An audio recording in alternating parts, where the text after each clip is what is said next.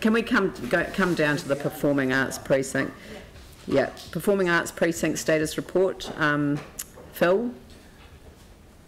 So, this received full support at the committee for the project team. They've worked carefully with the court and theatre staff, and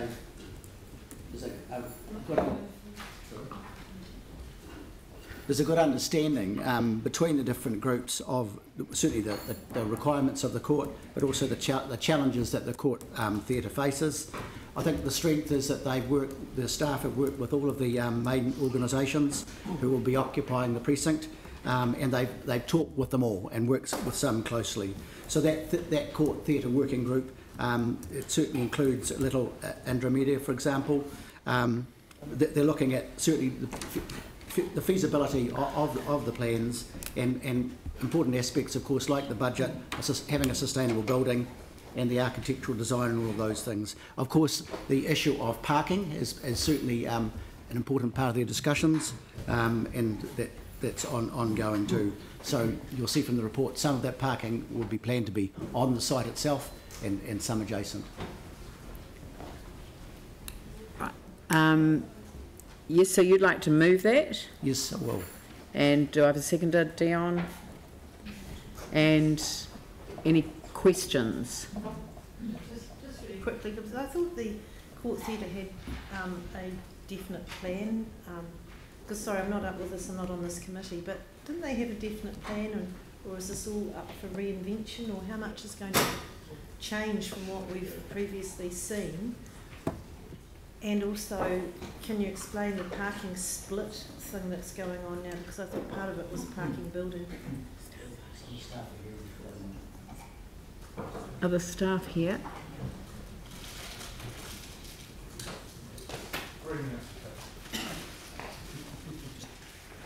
You can fill that one. Just introduce the fact that inside that. Councillors, can I just introduce Ian Douthwaite here from the Court Theatre, just behind me. In answer to your question, Councillor, we've been working through a space planning exercise with the court and council staff at the moment to come up with a proposal which we believe is within the current budget of the project. Right. I didn't quite catch the other part of your question, sorry. Is it kind of starting again in the design of the project, of the Court Theatre? I wouldn't say it's starting again, but we don't have any formal designs or plans yet for that, but it's just going through what spaces are required, what are the wants and needs, and trying to make those work within the budget. All right, and the other thing was what Phil mentioned, the parking, so there was discussion about some parking in the building and some on street. So, because we know that there's a huge demand for a parking building facility in that area, with the convention centre going up without car parking. What's happening there? Well, there's currently, is it out yet, or there's an EOI? There's an expression of interest out in the market at the moment. Yeah. For that whole precinct, for that north of the square type areas, as to see what's appropriate and what opportunities are out there. For a building? We'll get that when we have some respondents come back, yes. Okay. And so do we have a timeline for the space planning exercise and all that to come back? Yeah, I think so the expression of interest closes on the 11th of January, and the team are going to be working in January to try and distill those down to what might be an option or options.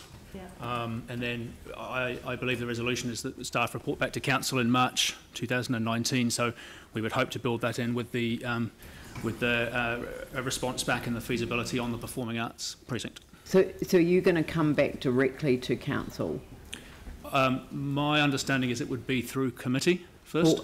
Because I'm just thinking that apropos the previous discussion, it might be better to report back through finance and performance, which is now going to be a committee of the whole. But this is a major capital program. It's an anchor project. It's it's something that we want to actually get done, and I think it's less of a community focus and more of a city momentum focus at this point. It's like the Tūranga you know, opening up on a statutory holiday. It's not something that libraries do, but it's something that Tūranga does because it's a central city attraction. It's not just a library. Yeah. Yeah, so, we can certainly do that. Yeah, that's great. Right. Yanni. Cool. It's been a busy morning for you. Just on 5.6 and 5.5, I just wanted to check, because the travel and parking demand analysis that's discussed doesn't mention the town hall. And I just wondered, in terms of, until you do 5.6, how can you actually do 5.5 with the developers or the private parties providing car parking? So can you just help me understand how that travel and parking demand analysis relates to the parking provision? Yeah, it may be a little bit, perhaps I've got those the wrong way around, Councillor, but the travel and parking demand analysis has been done by my colleagues in the transport team. It does take into account demand across a number of facilities in the north of Cathedral Square there, so we know what that number is. Can we get that circulated, or we may have already had it previously? I don't know, but is it available, or? I might defer to Richard here if that's okay. And what does it show for the number of car parks required? Oh, Richard. Stephen.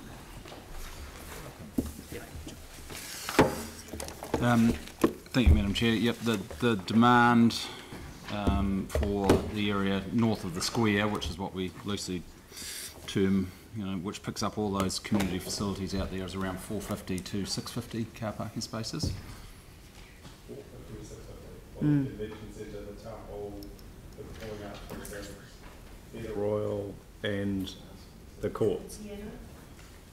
That seems really low.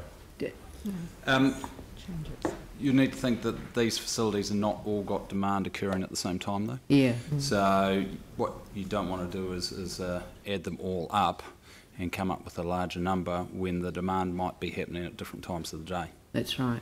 Aaron, did you want to just chime in? We had the same question at the committee level, and we asked the question, and through our chair, Phil, we asked that we would have a presentation at one of the Tuesday briefings on all the parking demand in the worst case scenario post everything being completed north of the square. Right. So we'd ask for that, and it will be coming up in the new year at some time on what that modelling looks like and how they did the modelling, and once everything's finished, Gianni. So we did have that. If you had an event at the town hall, the convention centre, and both theatres on the same day, what that looks like, if it happened. And we hope it does. Yeah. Yeah. Okay. So so you've got that sort of noted from the committee, have you? Okay. All right. So I've got this moved and seconded. So I'll put the motion. Debate. I mean, just briefly, I'm still really concerned about the inaccessible city plan.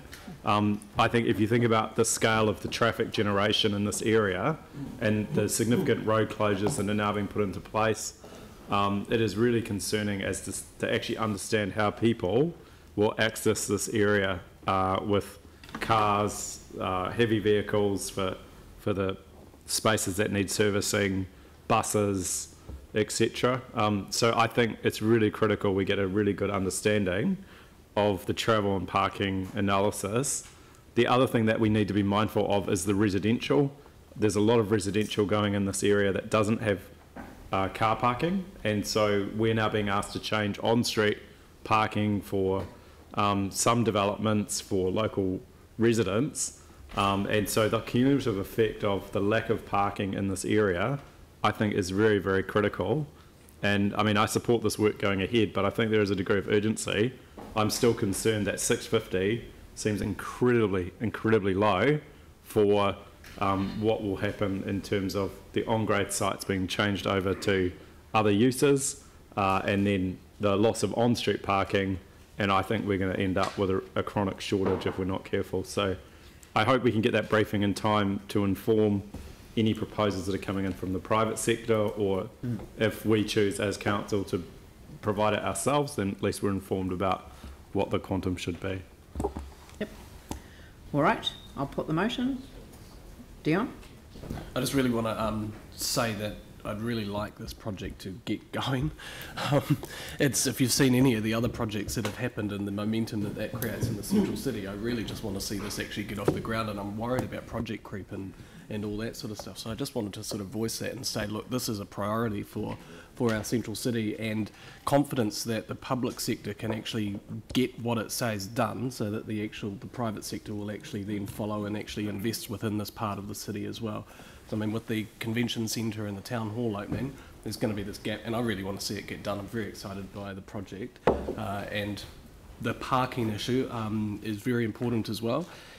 I'm aware that the Ridges Hotel conversation is in there as well, so I want to make sure that we're not overdoing things, but I want to make sure that we're getting some good service in this area for people who want to travel in there by car, but also getting good public transport options as well. So I haven't necessarily seen that conversation in this project yet, about what sort of options there are around public transport, active transport, and all that sort of stuff to the to these facilities, which would be really good to come back at the same time.